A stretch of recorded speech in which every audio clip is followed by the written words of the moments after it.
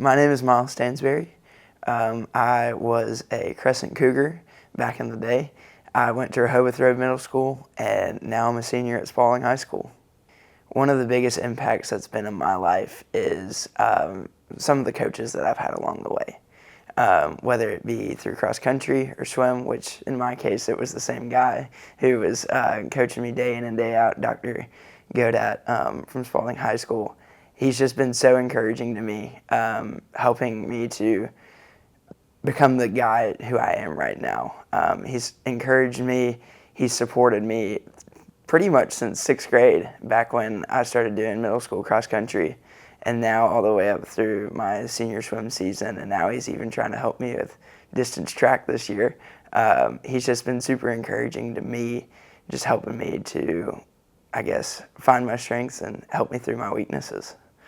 Some of the challenges that I've faced aren't necessarily ones in school. For me, it was more in just trying to become who I was.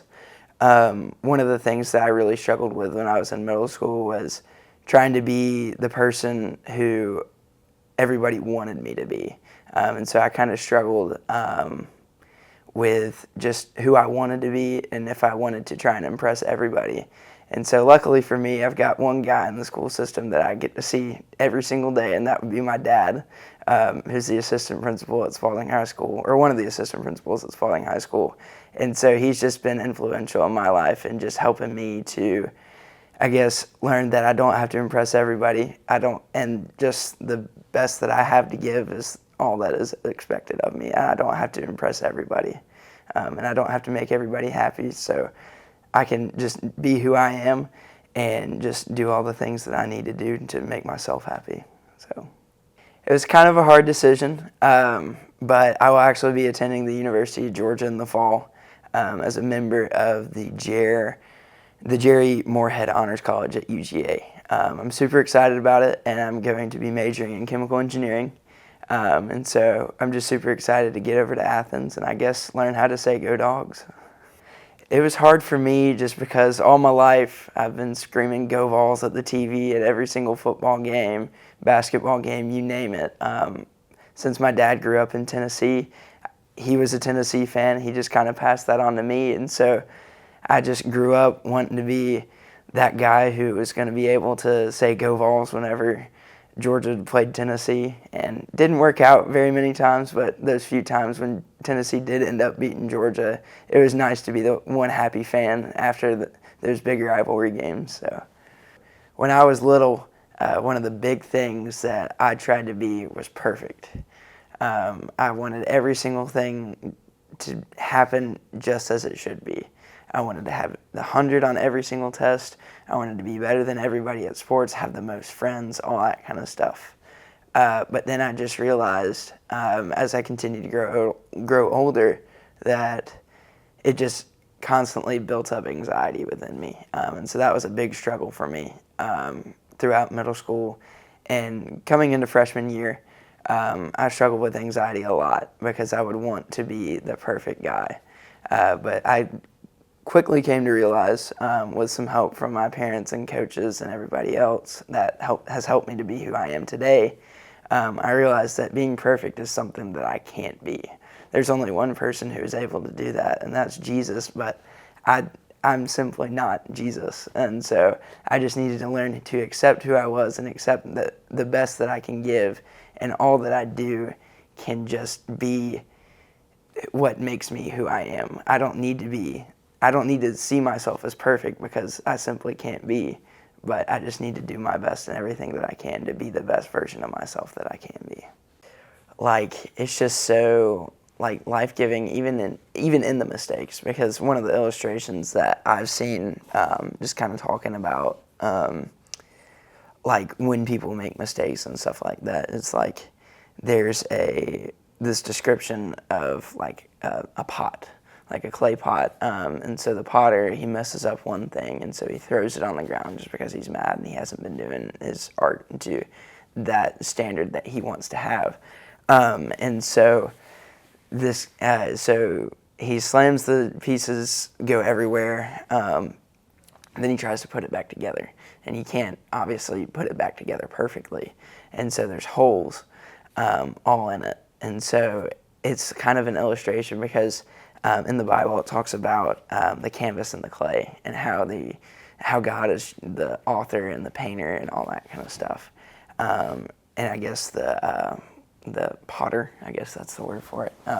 And so when the guy slammed it on the ground and tried to put it all back together, he put a light inside of it, and throughout all of it, there was just like specks where the light was shining through. And so it's just kind of a representation of how, like, even through the brokenness, God's light is still shining through you, and it's still going to reach so many other people that you don't even realize. And so it's just like, even in the mistakes, like, you're still being loved, you're still being appreciated for even things that you wouldn't think you would be appreciated for. So one of the things that I want to just kind of encourage myself going forward, especially as I go into college and so I get to experience all these different kind of things, is I don't want to lose who I am now. I want to continue to, I guess, just serve others to the best of my abilities, to be a good friend to others, to be a leader, and to set a positive example for others. And so just going forward, I just want to continue to embrace that side of me, and not necessarily try to fit in with every single person as I go into college and go to UGA in the fall, because there's going to be lots of pressure to be somebody who I don't want to be, and I just need to learn how to continue to be myself even in these new locations, I guess, going to Athens, and then also just different scenarios that I might not be used to seeing here. So there are for sure so many things that go on within the school system that happen that they make the big headlines, like whether it be something that happened at a football game or something that happened with a teacher or something like that.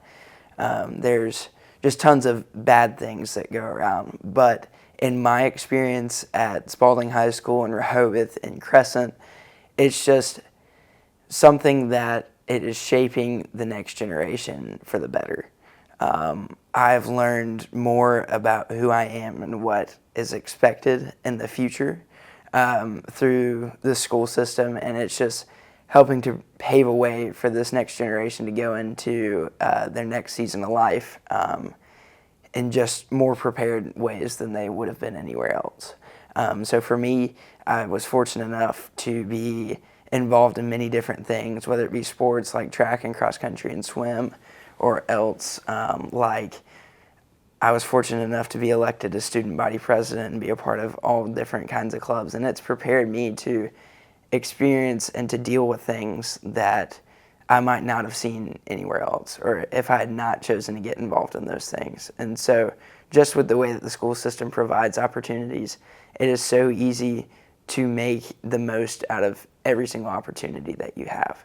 And so just with me being student body president, it gave me the opportunity to be a part of the student superintendent and principal's advisory board, getting to know Dr. Keith Simmons more and more every single time that we would have a meeting. And so it's just so life-giving to be able to be a part of something, and then just to see all the different ways and all the different doors that open as a result of it.